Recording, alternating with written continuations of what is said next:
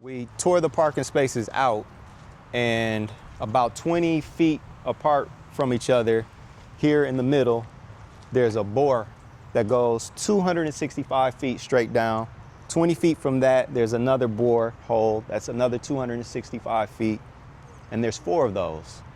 Wait. Let me process this. So you're trying to tell me that you bored down 200 feet? 265. 265. Yeah. 4 times. 4 times. Wow. And so help me understand the reasoning behind why you're doing that.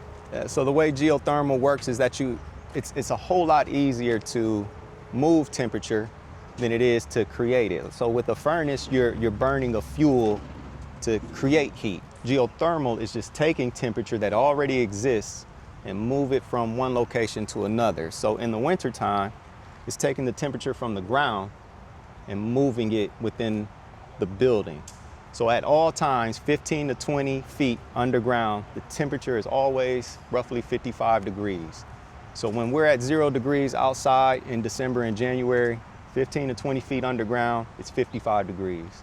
Wow. So when you want your temperature within the apartment to be, in the wintertime, 75 degrees, it's a whole lot easier to take the temperature from the ground at 55 and jump another 20 degrees to reach your comfort zone of 75 degrees than it is to burn fuel to get from 0 to 75.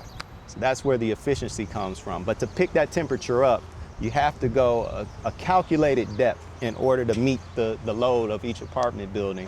And that depth for this building was 265 feet. So it's picking up that temperature, going down 265 feet, picking it back, picking up more temperature on the way back up the same 265 feet until it enters the building. Then it's compressed, and anytime you compress something, that creates more heat. It's compressed, turned into a gas, and then a fan blows that temperature within the apartment building. Wow.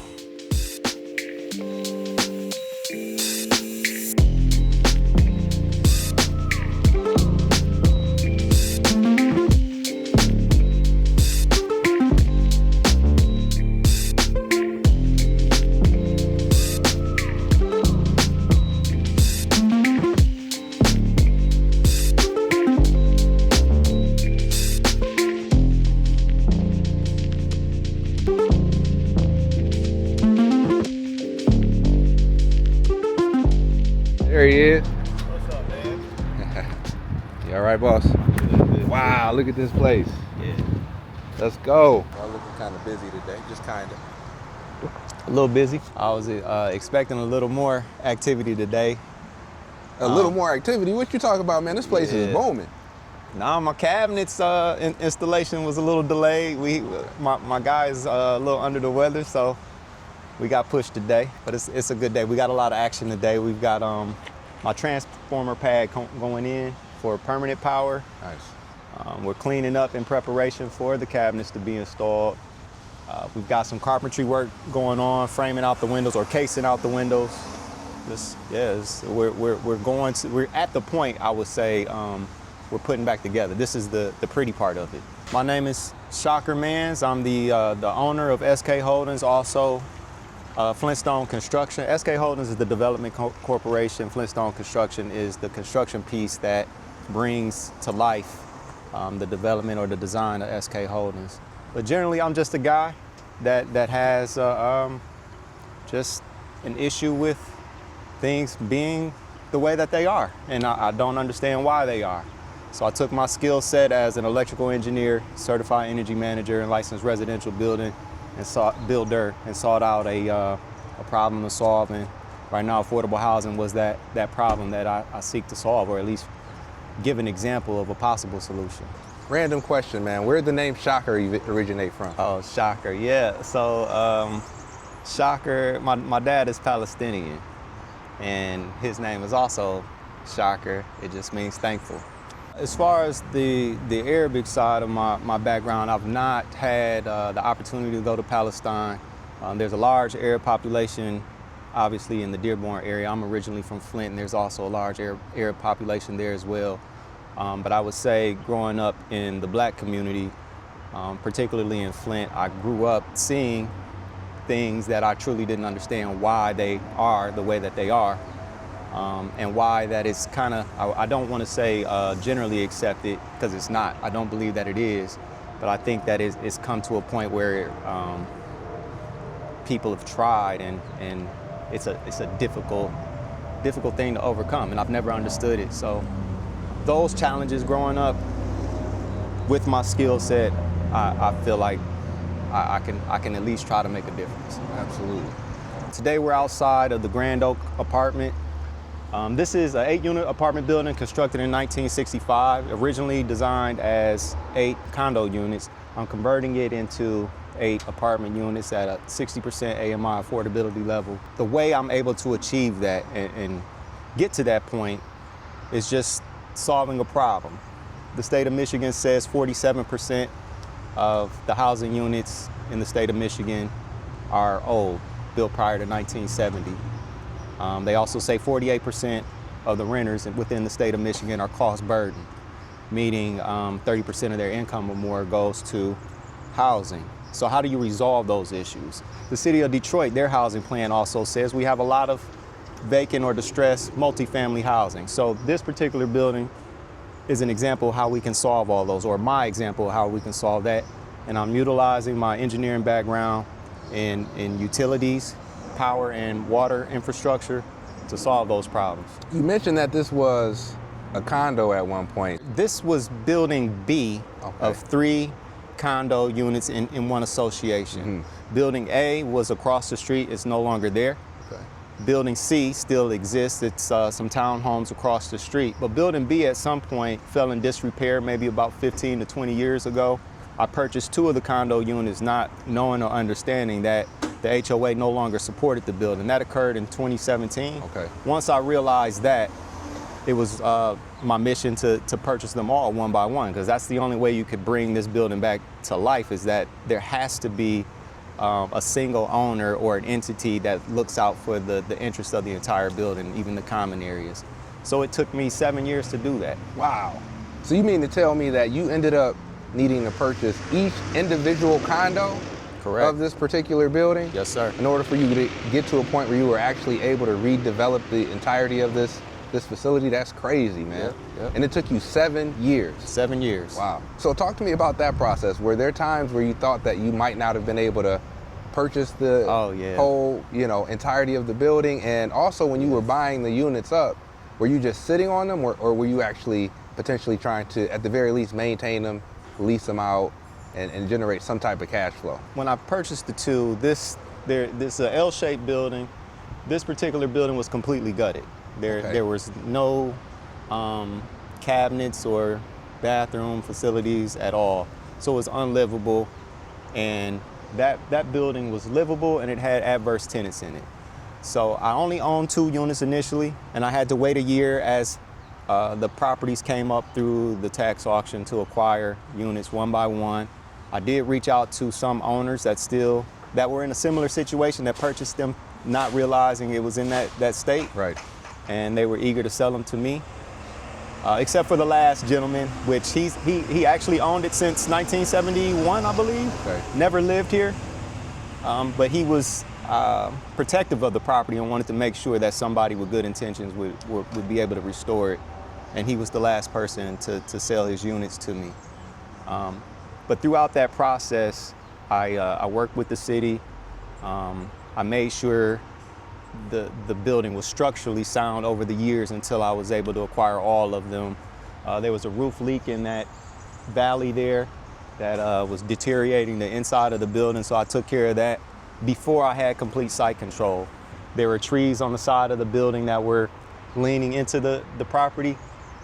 They were fall hazards and danger trees, so I had those removed before I had complete control of the building. So these are risks that I took upon myself, with the knowledge that I may not be able to recoup these investments, but all things panned out eventually. So you see the building itself, again, constructed in 1965, beautiful building.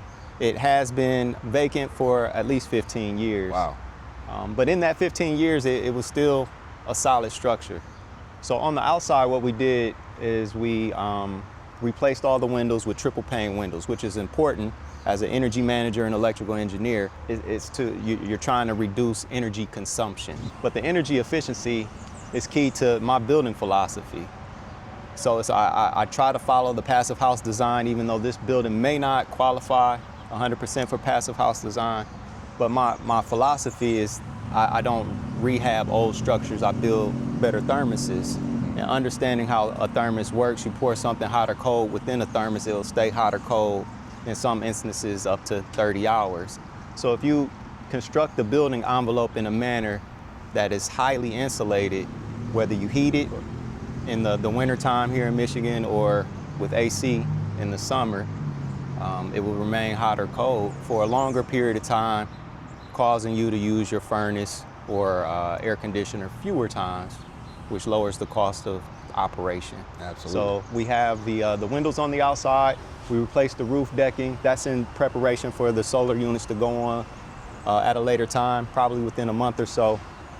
If we can walk around to the back, I'll show you really the gem of the project, and then we'll take a look on the inside and see how that flows to the inside of the building, how it will actually function. One of the things that I don't want to breeze by is the solar panel preparation and install, right? I mean, here in the city of Detroit, you don't necessarily see a lot of residential properties in the neighborhoods with solar panels, right? You typically think when you hear solar panels, California or other places that have less of a winter, right, and more sunny days throughout the year. So talk to me a little bit about the preparation and like the overall strategy of actually getting these solar panels installed, how many, and what is the overall benefit that you're projecting when you have those solar panels installed on this roof? So as you can see here, there are two buildings, L-shaped configuration. Initially, I wanted one utility meter, and as the owner of the building, I would provide the utilities in one cost. There's no gas here. We've eliminated the combustion. That does a couple things for us. It's a health concern, so we're not breathing fumes. It's a safety concern because when you're burning gas, that's combustible. So you remove those elements from the building, and it's all electric. But due to code and things, I have to have two electric meters, and you'll see those things in the back. So we're constructing the building with an electric meter for each building, but the solar panels can only feed 1 meter.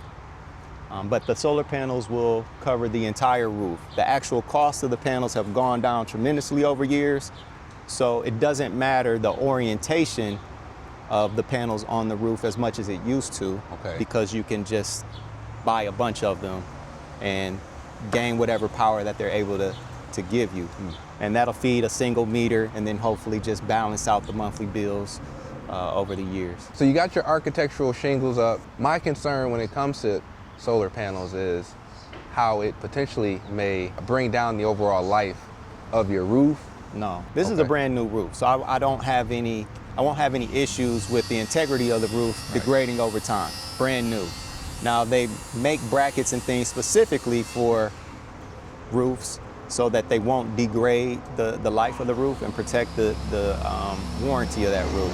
The actual solar panels cover the majority of the roof, so the same wear and tear that a roof would see from rain, snow, and weather, they're not seeing that because the solar panel itself is the first thing that inclement weather will see, or not even inclement weather, even the sun beating down on it. That's a good point. The shingles aren't going to see that at the same intensity as they would without a panel on top of it.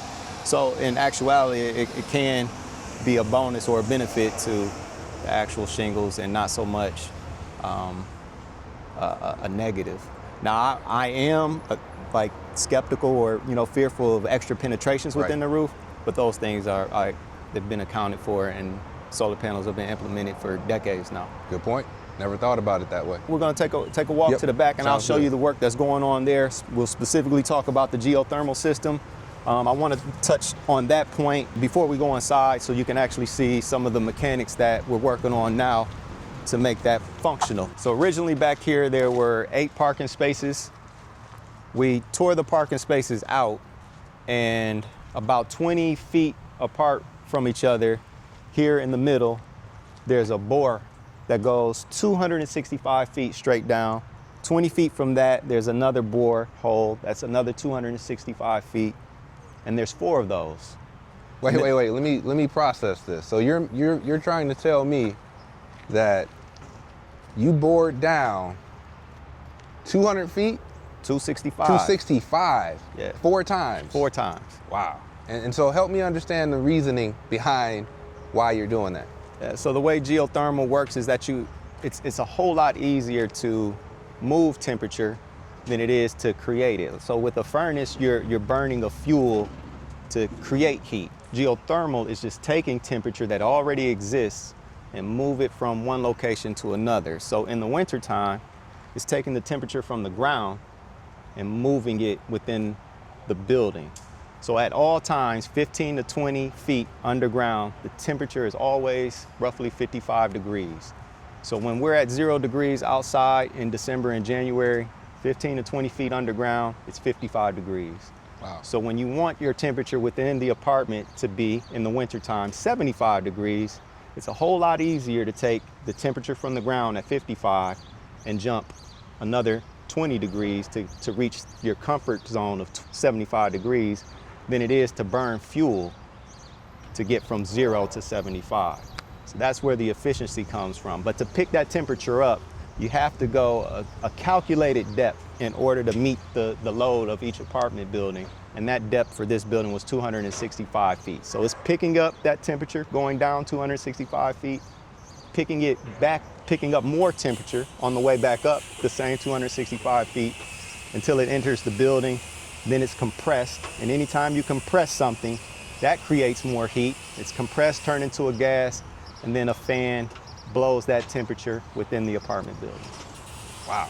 Good morning, everyone. We're at the Grand Oaks apartment redevelopment, and today is a great day. We are starting the first phase of the geothermal project. This is the vertical well lines. We also have the roof going in. That's the first step of the solar installation, not only just to weatherize the building, but get the structure secure enough to hold the weight of the solar system, solar panel system, I should say. They're drilling 4 boreholes here. Each hole is 265 feet into the ground. The next stage will come in about a week, where we'll connect all the vertical bores horizontally and create an entrance into the building to supply the building. So let's back up a little bit. Geothermal heat, that just is mind-boggling to me that we have an apartment complex in the middle of the community, in the middle of the neighborhood here in the city of Detroit with such an advanced approach. So again, I'm not just a developer looking to redevelop an apartment in the traditional sense. I'm using this apartment to solve a problem. So as I mentioned before, the state of Michigan listed problems that we're having with housing. The city of Detroit listed problems that we're having with housing. So how do you solve those problems? And that's through energy conservation. What we do know is that the next highest cost on housing outside of the rent is your utilities, electricity and gas, and then eventually food. So how can I impact that problem? And as an engineer, as an energy manager, I understand that utilities are only going to continue to increase, but there are ways that you can reduce that. And so that's my pitch, that we can perform affordability, and this is the method to do that. This is one method to do that. So I gave all the calculations. It's actually on the federal government level through the IRA, the IRA.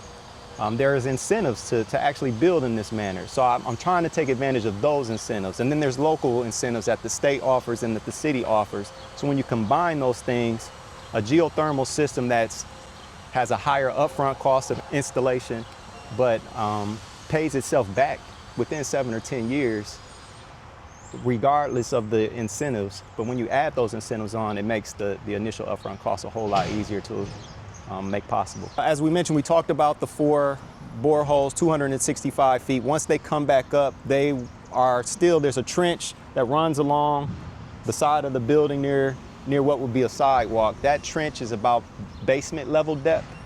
That's about 8 feet or so underground.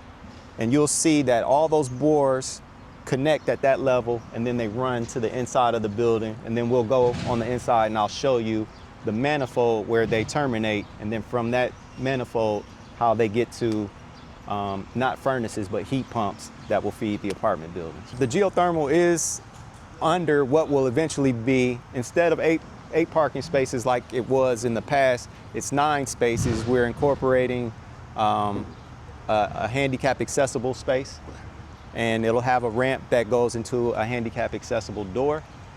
This building, as you see, once you go inside of it, is more of a split level design, so it's difficult to enter into the building with a chair. So we're providing an ADA unit specifically that will have its own entrance. Nice. with a chair lift, and we added an additional 9th space to accommodate that ADA unit. Now, talk to me about security in terms of like materials and things of that nature. This is an issue no matter what city we talk about. Yeah.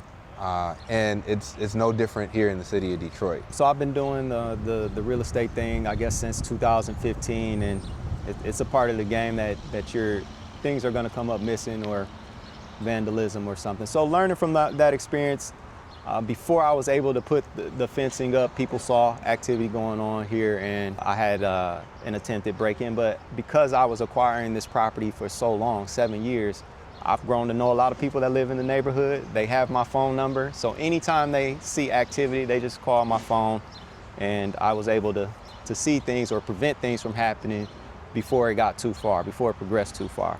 Now, once I saw the activity increasing, then I put the fence that surrounded the entire perimeter. I have a security alarm, that's always a given. And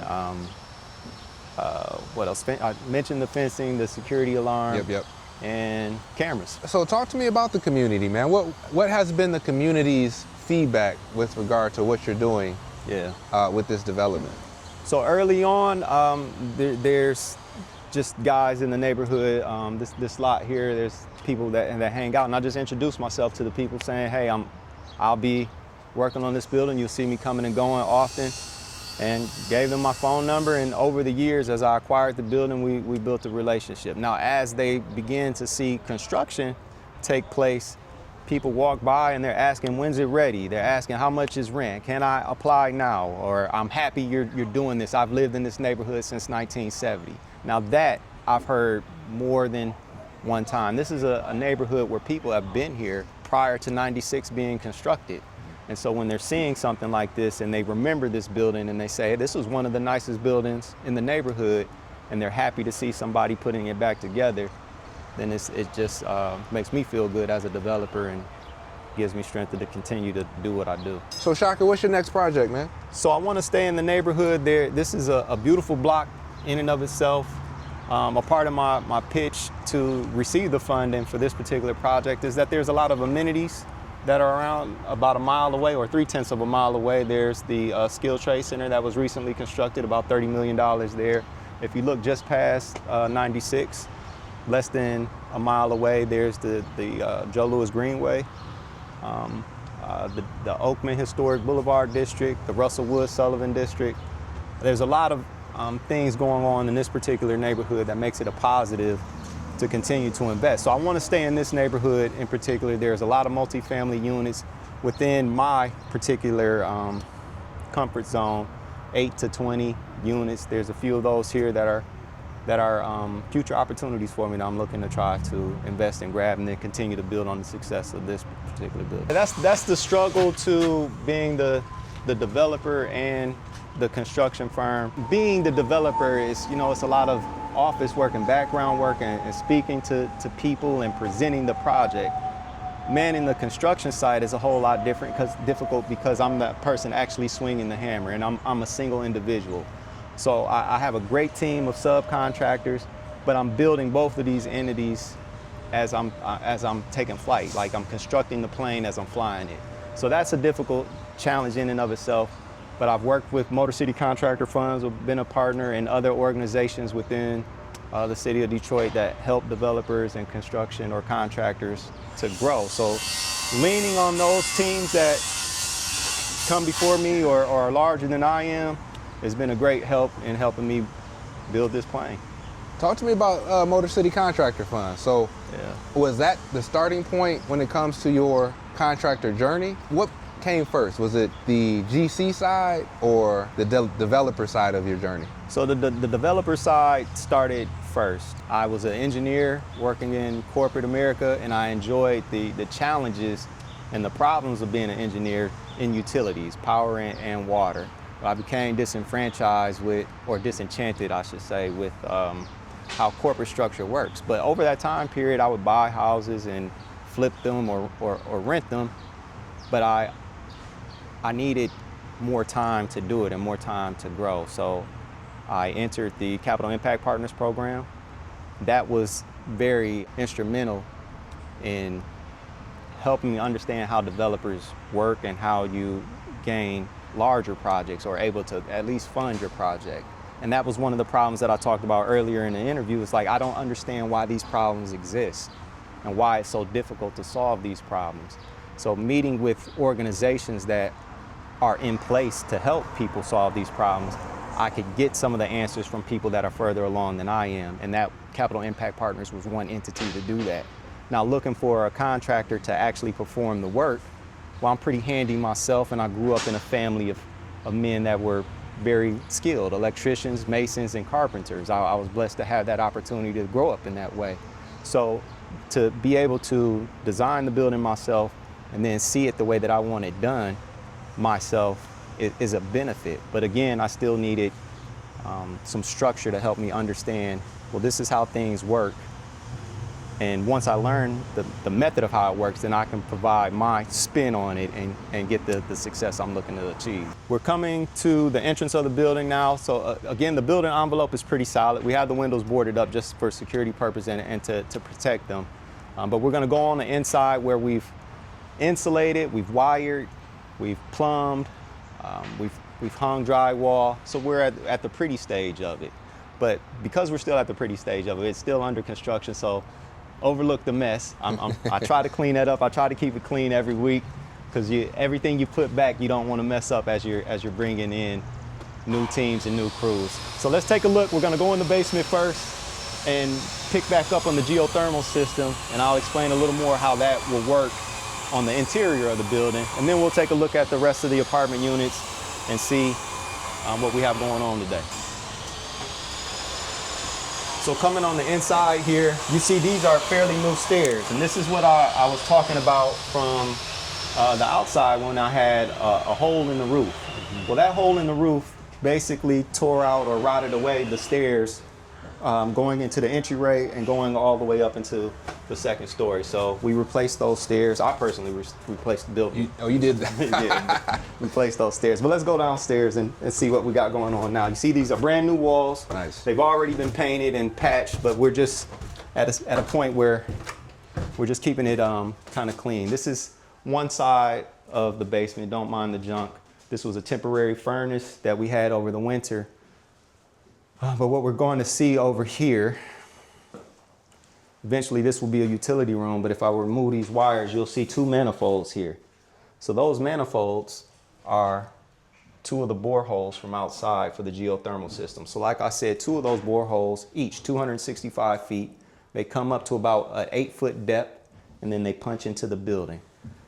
So those manifolds, I will plumb those like you would any kind of kitchen sink or plumbing, because they will hold fluid. We'll take that fluid over to where this furnace is, but we're not gonna have a furnace. We're gonna have a heat pump. So this furnace will be replaced with a heat pump. This heat pump is for one specific unit. It'll take that fluid with all that temperature, compress it, make it even hotter, and then blow air across it to heat the apartment, The other benefit to that is that in the summertime, it will work in reverse like a refrigerator does. If you ever put your hand on the bottom, the front bottom of your refrigerator is hot, but you open your refrigerator, it's cold. So what we're gonna do in the summertime is take the temperature, the hot temperature from the building, and take it and dump it outside. And what that does is cool the inside of the building. So the geothermal works in two methods. It can heat the building by taking temperature, heat from the ground, or it can cool the building by taking the heat out of the building and dumping it to the ground. Wow. So let's take a look at one of the units upstairs. So we got a lot of action going on today. We're installing the toe kicks in the kitchen. Let's take a look here.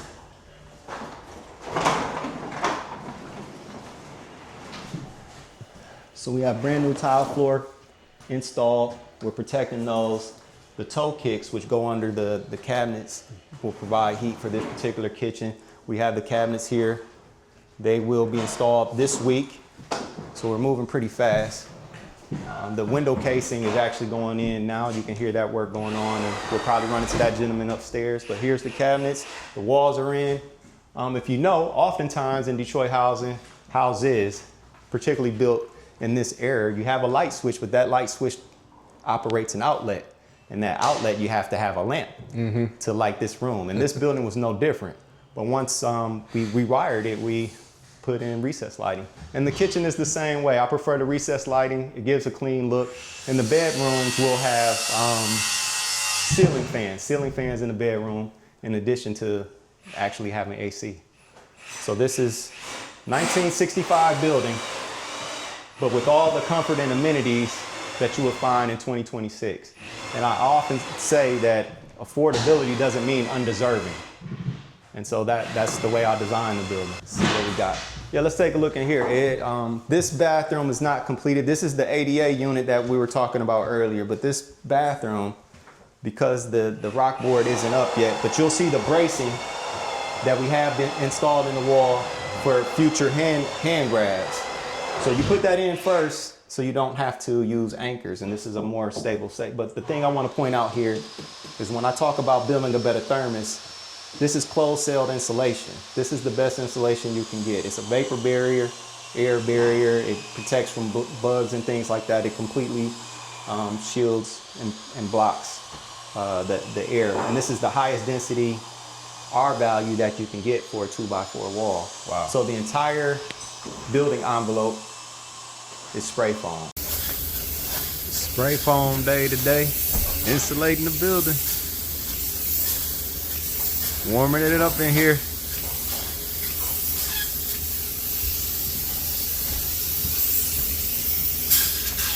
$20 degrees outside. 64 in here.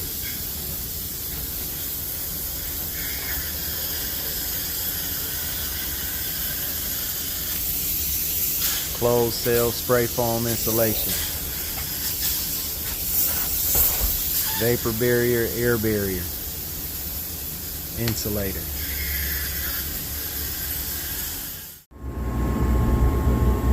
We have rock wool, fire rated, acoustical insulation going into the walls that are adjoining the staircase.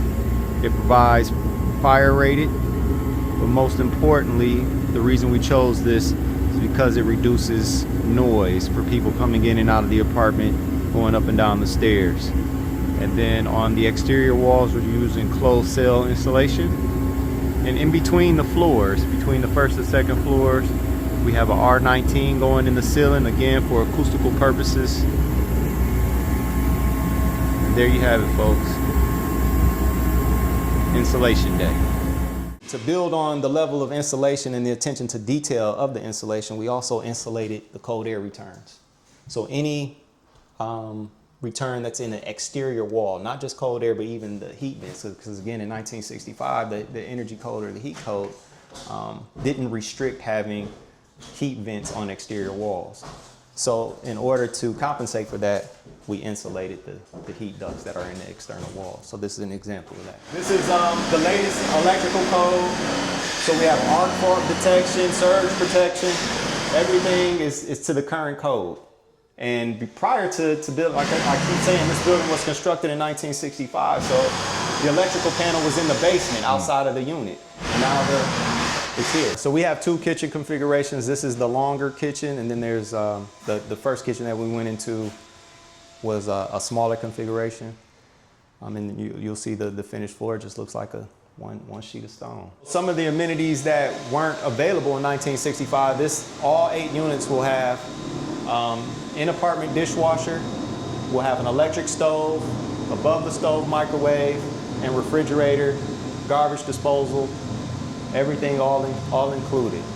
So these things weren't the original design of the building. They weren't available in 1965. They were even a challenge to incorporate in today's term, finding appliances that fit this format. So it's all here. The other thing that I want to point out that I think is important, because this building is so tight, older buildings naturally have air changes.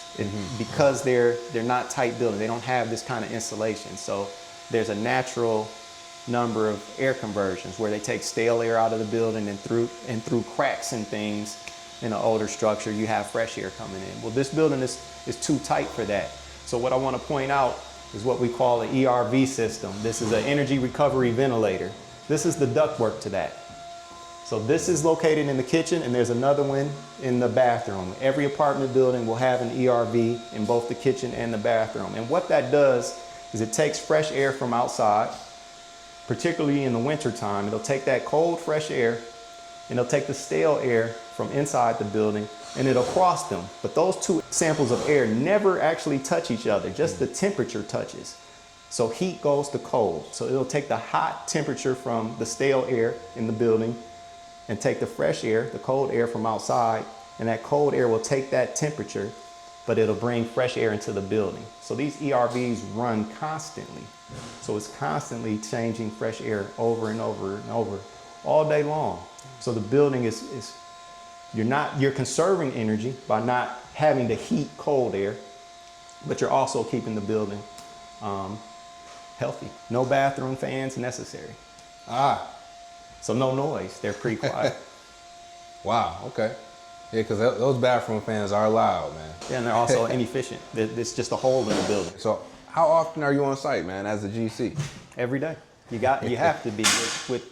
There's so many different personalities and trades working at one time that they don't necessarily see the full picture. They know what they're good at and what they do, but how does it impact the trade down the line from them? And so me being the developer and the GC, I know the entire picture, and I know every step of the way. So being here to explain to one trade, I need you to do this in this particular manner, and here's the reasons why. And then you just build a good team of people that are dependable, and you'll lead to a quality product at the end. So an example of things like that, we're looking for a wire. This is above the stove microwave, and I cannot find this wire, but that goes to sometimes where it may have been hidden in insulation that we weren't able to see, and the drywall is drywall without being able to see it, or the drywall is just missed it, but now we're looking for a wire. So being on site is important to try to minimize this. And what I will say, this is the only area that we found. So out of 8 apartment buildings and hundreds of sheets of drywall, one error, and it's not, what more can you ask for? Are these units gonna have instant hot water, or are you gonna go with hot water? Oh yeah, that's I forgot all about that. So again, on the efficiency tip, we're using heat pumps, but we're using 4 tank heat pumps. They're all going to be in the basement. You saw the basement was split in half. So there's 2 apartments, upstairs, downstairs on this side, 2 apartments upstairs, downstairs on this side, and the same thing, same configuration in that building. So we'll have a tank heat pump that will service these 2 apartment buildings. And what a heat pump water heater does, and it's 100% electric, it'll take the temperature from the basement and compress that temperature, again, like the heat pump for the actual heating and cooling of the unit, and it will heat the water and be able to provide hot water pretty much instantaneously for all the 2 apartment buildings that it services. Wow. So let me process this. You're saying that there's not going to be, I guess, a dedicated water heater in each unit, or there will be, but it's basically being fed from, in a way, the air from the basement? Correct. So not from the actual drilled... the geothermal system? Right. It's not from the geothermal. No. Okay. No, so that is a possibility to use geothermal to heat water for use in the apartment building. We didn't go that route. It was more efficient to go with a tank heat pump. And we'll use that heat pump to, again, take the temperature out of the air and compress that temperature, heat the water, and then that one tank will service 2 apartment units. So we'll have 4 of those units. Got it. So talk to me about the interest when it comes to the tenants. We're saying 60% AMI. Correct. Or lower. Are you starting to lease them up now, or are you a little nervous about doing so because of scheduling and things like that? Yeah. So with this being my first large project to this scale, I'm a little nervous about jumping out there and saying, hey, let's start leasing up. But I know that I should. I'm at the point where I feel pretty comfortable with where the project stands. There are a few organizations that I've spoken to over a year ago that ideally I would like to start that conversation back and say, look, I'm ready to move forward, and send me a list of tenants that you would recommend. And that will be the first approach. But as I said, there's people in the neighborhood that I've talked to for years that are interested in moving in this particular building. They've been here since prior to 96 being constructed. They've always had fond memories of this building, and to see it come back to life, some people are interested in moving in the building themselves. You're not only a developer, but you're also a GC. Yeah. Are you looking to work on projects that are not necessarily yours? So yes and no. It depends on the project. So I like working for myself. I like bringing my ideas and challenges to life, but I'm interested in energy. So ideally, I would continue to develop mid-level or mid-size apartment units for myself, for the development firm, and build a construction firm on that on my own projects. But eventually I want to move on to large-scale utility projects, solar farms, hydro dams or hydro facilities, or larger geothermal fields, anything renewable. And I think that is important in this area, particularly in the urban setting where utilities are often not located within the city. They come from other areas, and that creates energy losses, which also drives the cost to the end users to actually have that resource. So that's another problem that I would like to solve, and I'm looking for ways to solve that within the city itself. So let me ask you this question. What do you hope this project represents for the future of our neighborhoods, right? Yeah. People coming by, driving by the site, finding out that you're using geothermal heating and cooling and all of that amazing things, right? Help me understand like what you hope this represents. So I've mentioned the problems that both the city and the state put forth. I think this is one viable method to solve those issues, and this is just a proof of concept. So not only have I done this is a more publicized project, but I've done this before, not to this scale. I have an office building within the city that I've highly insulated, and just the installation of on its own was able to reduce the energy costs tremendously, to where, again, I use a all-encompassing lease format where all the utilities are included, even internet. So this is the next level to that business concept. And I think if other people see that this can be successful, other developers will at least consider this method to development, and see that over the long term, it saves more money. Let's say if there's a developer wanting to incorporate something similar to what you're doing here. Yeah. Are you open to providing assistance from a consulting standpoint? I'm open to assisting with other developers looking to develop in this way. People have reached out to me several times to do just that. So I'm excited to be able to do that. I'm humbled to see that people actually like what I'm doing and look for my assistance, to be able to look to me as a person of authority on the subject to actually take my advice. So yeah, I'm open to that. Where can people find more information about Shocker and everything that you got going on? You can check my LinkedIn page. You can email me at flintstoneconstructionllc@gmail. Yeah, I'm here. I'm around. Solid, man. Yeah. Appreciate you, bro. Thank you, man. And this is amazing, man. Yep. Oh, you got 2 ways to come upstairs. Yep, you got a back door where the parking lot was located, and then the front door. Okay. What was the beware of dog signs, man? What's going on? Those were the adverse tenants. That's a stayover from the tenants that were there prior to me owning the entire property.